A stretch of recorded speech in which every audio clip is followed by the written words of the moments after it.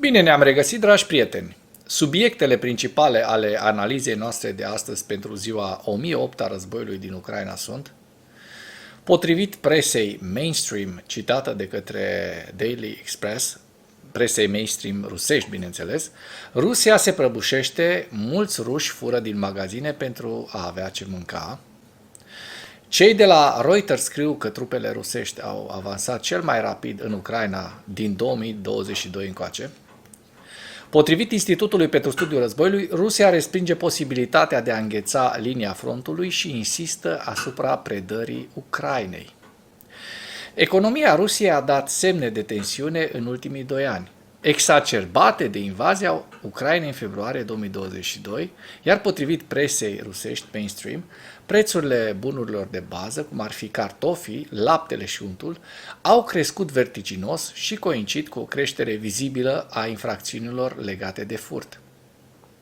Ratele dobânzilor în Rusia au crescut la un record de 21%, în timp ce inflația a atins maxime istorice.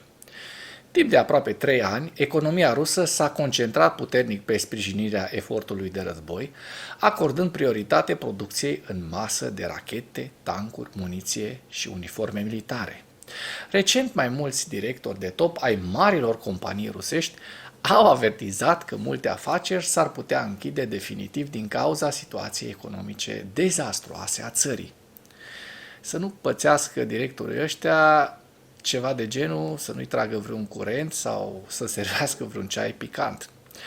Deși se preconizează că Rusia va înregistra o creștere economică în 2024, creștere pe bază de înarmare, pe bază de producție militară, că nu pe bază de nu știu ce bunăstare pentru ruși, prognozele pentru următorul an prezintă o imagine economică mult mai sumbră. Lucrurile acestea trebuie spuse pentru că lumea din România și lumea care votează cu Georgescu nu știe ce se întâmplă la Est. Sigur, suntem supărați pe Vest, că Schengen, că suntem tratați câteodată ca cetățeni de mâna a doua, dar aurarii, georgescarii sau nu știu cum să zic, potarii și șoșocarii, în frunte cu Georgescu, Șoșoacă și Simion, nu vă spun că la Est este mult mai rău, că la Est se fură din magazine pentru a se supraviețui. Că nu e un efect doar așa izolat în Rusia, ci a devenit unul de masă furtul acesta din magazine pentru supraviețuire. Asta așa, apropo de ceea ce își dorește Georgescu ăsta pentru România, înțelepciunea rusească. Ziua 1008 a războiului din Ucraina.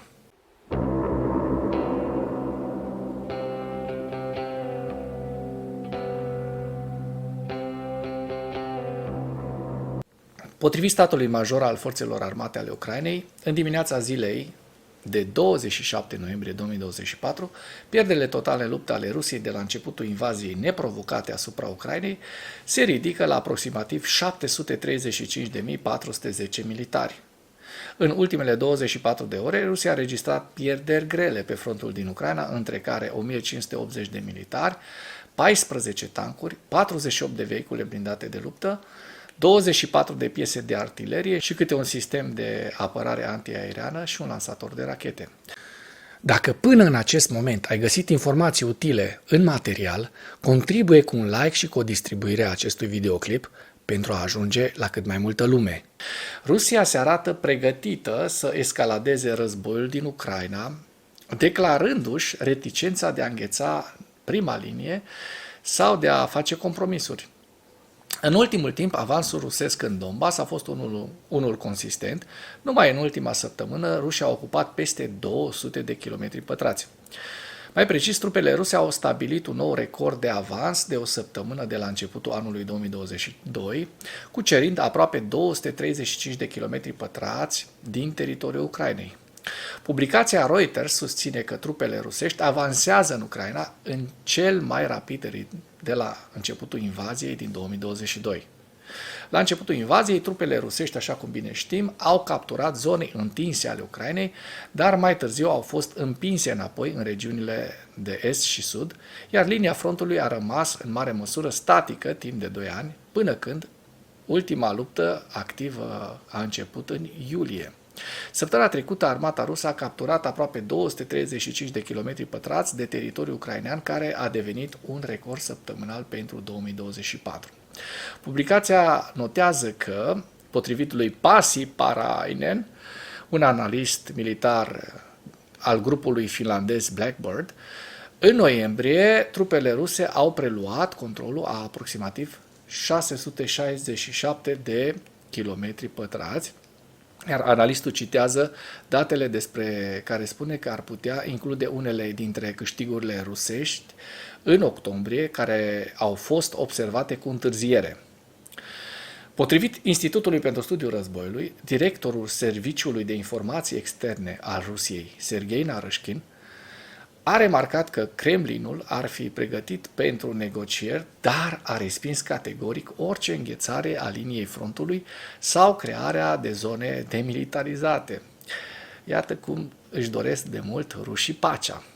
Potrivit acestuia, singura modalitate de a ajunge la pace este eliminarea motivelor care au forțat Rusia să lanseze o invazie la scară largă. O astfel de retorică arată că Moscova continuă să insiste asupra unei capitulări fără compromisuri a Ucrainei. De asemenea, Kremlinul a cerut în repetate rânduri controlul asupra tuturor teritoriilor celor 4 regiuni anexate ilegal, inclusiv asupra celor aflate în prezent sub controlul Ucrainei. Conform previziunilor analitice ale Institutului pentru Studiul Războiului, comandamentul rusesc ar putea planifica o nouă ofensivă în partea de sud-est a regiunii Dnepropetrovsk. Această regiune nu este inclusă în teritoriile anexate ilegal de către Rusia, dar capturarea acesteia ar putea sprijini obiectivul de lungă durată al Rusiei de a ocupa de plin regiunea Donetsk. De asemenea, Institutul pentru Studiul Războiului a prezis recent că comandamentul militar rusesc intenționează probabil să împingă în partea de sud-est a regiunii Dnepropetrovsk pentru a atinge obiectivul de lungă durată a Rusiei de a captura întreaga regiune Donetsk. Și, bineînțeles, prin acest lucru ne dăm foarte clar seama că Rusia nu este serioasă când spune că își dorește negocieri de pace. În ceea ce urmează, vă prezint un slide cu evoluția de ieri a celor mai importante fronturi din Ucraina și cu principalele știri din presa ucraineană. Hărțile sunt creația Institutului pentru Studiul Războiului.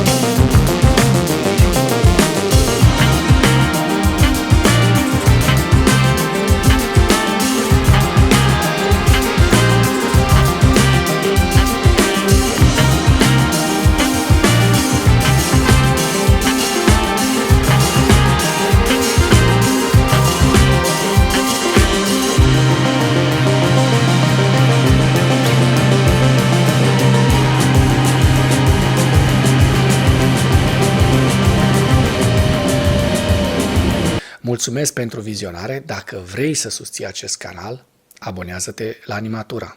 Apreciez mult asta.